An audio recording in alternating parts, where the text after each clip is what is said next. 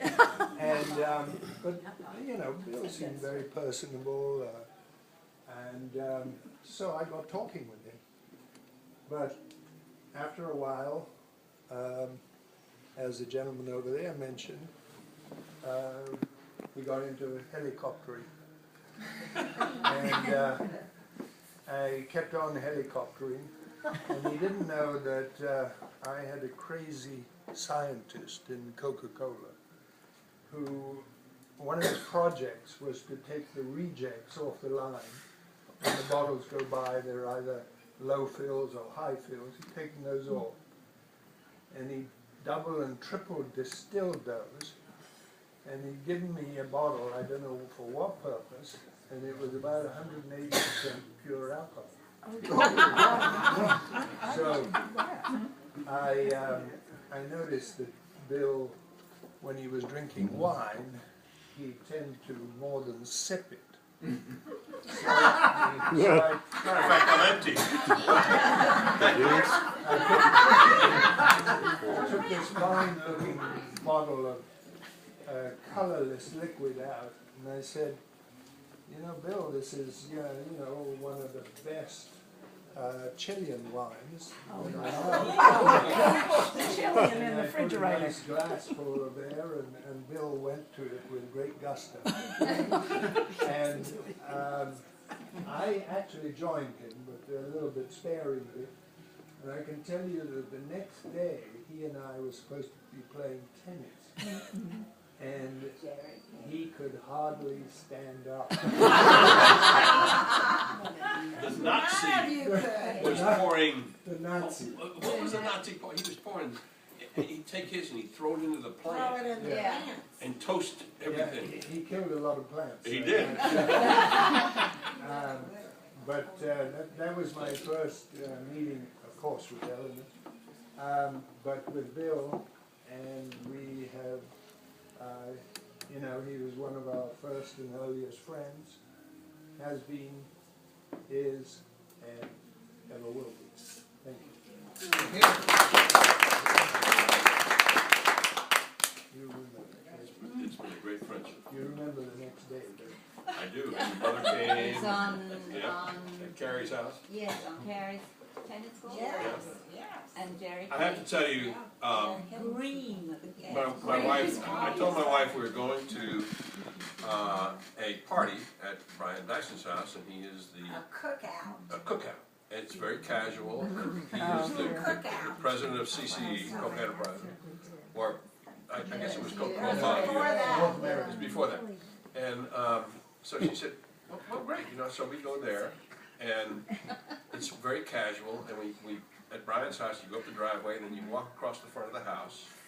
You can see inside the house in the dining room, and the door, the entry door is on the left-hand side of the house. So we walk past, and it's casual, and there's this silver candelabra and all this kind. And I was, this is casual.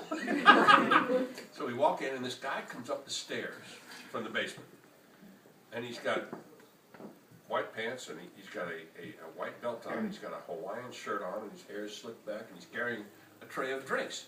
And Eleanor says, well, that must be the bartender, you know. And he's careful drink. I said, hi, Brian, how are you?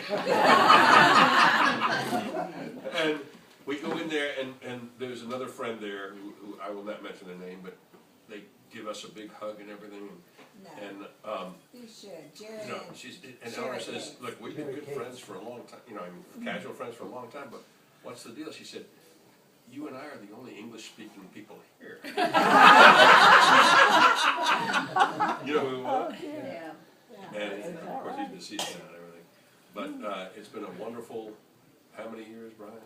30, 40, I don't know what. Long time. And we're partners in so many businesses and everything, but it's been wonderful. Cheers. Thank you. Cheers. Here, here. Well, this is not my toast, but just to break it up, I'll tell you a little story about the first time I met Bill. I had been at Robinson Humphrey about 4 years, and I was just beginning to make a move. You were a failure for 3 years as well. I was getting, Then you exploded on the upside. I was getting pretty cocky. Jerry I Sands was was gonna still make in some corporate money. finance at that point. I was getting pretty cocky. And, Confidence. and we had a fabulous softball team. I mean, we won the championship in the city securities leagues for at least 10 years, a decade at least. Yeah. At least. Longer than that? 30 years in a row. So anyway, so I've got it going.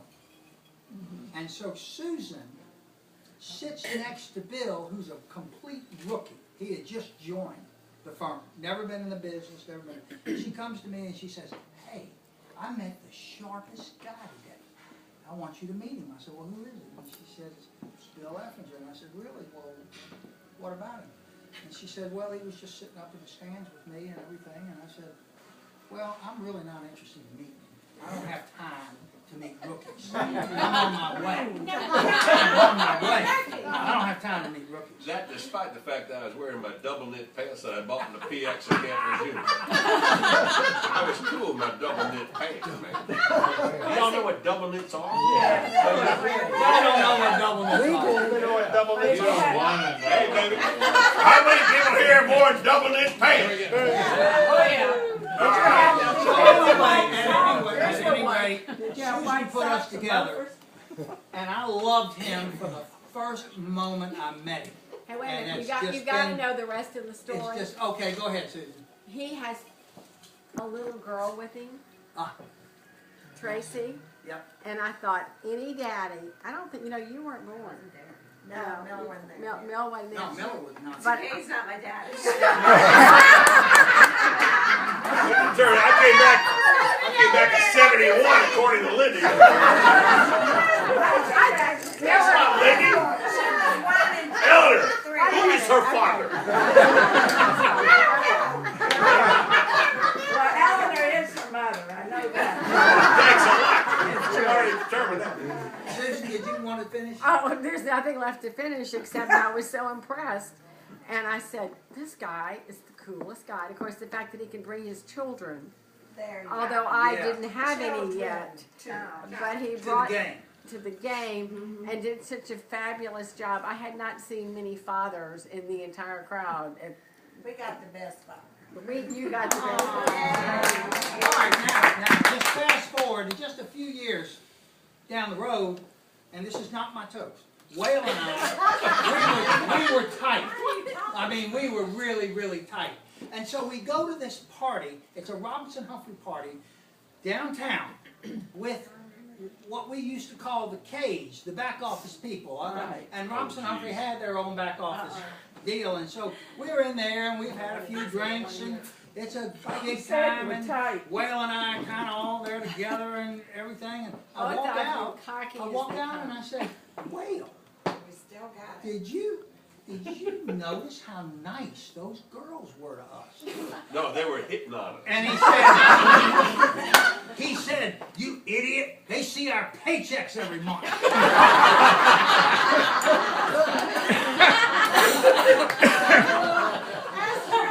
All right, who's next? I'll go. All right, here we go. Oh, no. All right, so Son-in-laws can be this won't be a long story, but so when Laura and I started dating towards the end of college, and I moved down here to Atlanta, and so you've already heard two big things about Bill's personality. One is that his daughters rule his world, and two, he's got a lot of stories. And so when I was getting ready to ask Laura to marry me, and I asked Bill to lunch, I think at Houlihan's, something really classic like that.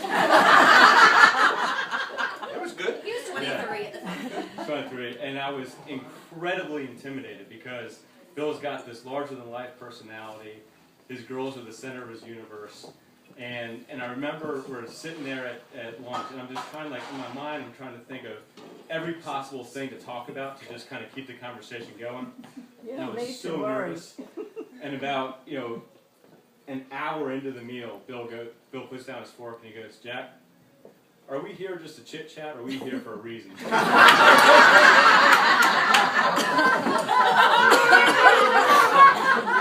No, Bill. Bill also probably got tipped off by Eleanor about why I was there. But the reason I bring that up is because as nervous I was at that time, and you guys saw this tonight when Bill walked in and how all the grandkids just ran up to him. I mean, just getting to know him over the past 15 years, there is no more loving or generous person when it comes to his family than Bill Effinger. And it's an honor to be a part of the family.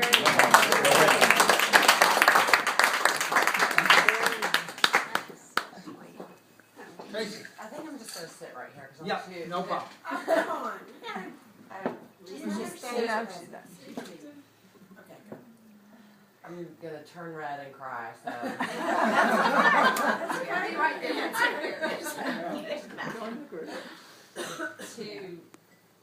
To speak about you is.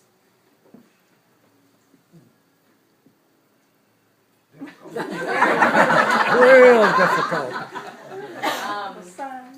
For one, I just got to tell y'all real quick. My roommate from Princeton married George Lucas this summer, and just in light of all the stories, I'm at her wedding, and we're thinking, oh, who are we going to get to see? And there was Senator Bill Bradley, and so I just got confidence, and I went right up to him and I said, I just have to meet you. I just have to tell you that if you know Bill Effinger, you know that he guarded Bill Bradley when he went to Princeton. And he said, well, you tell him he was the best defensive player I've ever had. That was One of the cute. great lies. But we've talked a lot about all the obvious things about who you are. You're a great leader. You're a loud, sometimes obnoxious. No, I'm kidding. But you're a bigger than life personality, and the name when I think of a whale, a gentle giant. What some of my favorite things are my more quiet moments and conversations with you, where the true humility of who you are is present, and I don't think that everybody knows those details of who you are, where he'll say, people will be like, where'd you get your artistic whatever, and I remember driving with him and him looking up in the clouds and saying, look, Trace, doesn't that look like a whatever form it was? And I just remember always, when I was riding in the car with my dad, feeling the most safe. And whenever you took me to school, I felt the most confident and the most happy just being in your presence. And now, miles and miles away, I think of you every day. I hear your voice. I can see you walk. And I'll call you as often as I can. And usually I'm upset or down on myself or something. And comparing myself and what I haven't achieved or what I haven't done, and that I don't have a house, or I don't have this, and Dad always just will say, it doesn't matter how much money you have, it doesn't matter what anyone else has, and you're a good person, and I'm proud of you. And just those very simple moments where you're so loving and kind and present for me. And I will always think of you as my compass and my anchor in my life. Thank you. Literally. I don't know what this world could be like without you. I don't understand the world. Bill Effinger is such a powerful force in who I am, and on the flip side, there's a funny joke in our family that Dad and I, there's no one that we don't meet that we don't want to bring home to dinner. And at Princeton, people were like, that girl just says hi to everybody. And someone said that about my children, and they said they just are so friendly, and they say hello to everyone. And when I heard somebody say that, I just thought, well, that's my dad in me, in them. And you just don't have a friend you haven't met. You're just so open and kind to everyone. And I just love you so much. And Mom was like, well,